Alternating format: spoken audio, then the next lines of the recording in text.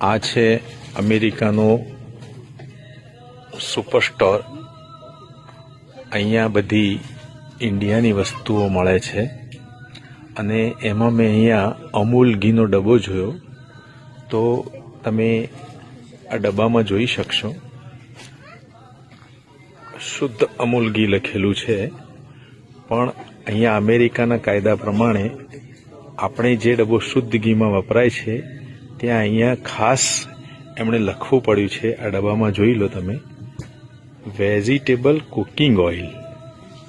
હવે આપણે આને અહીંયા ઇન્ડિયામાં એને આપણે શુદ્ધ ઘી તરીકે અમૂલ વેચે છે અને અમેરિકાના અહીંના કાયદા પ્રમાણે એને લખવું પડ્યું કે ભાઈ આ શુદ્ધ ઘી ઇન્ડિયામાં કહેવાતું હશે, પણ અહીંયા તો એ વેજીટેબલ કુકિંગ ઓઇલ તરીકે જ એની ઓળખ છે.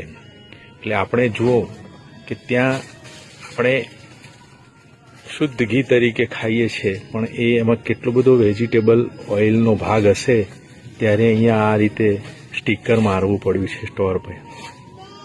આ એની અસલિયત છે અમૂલ ઘીની.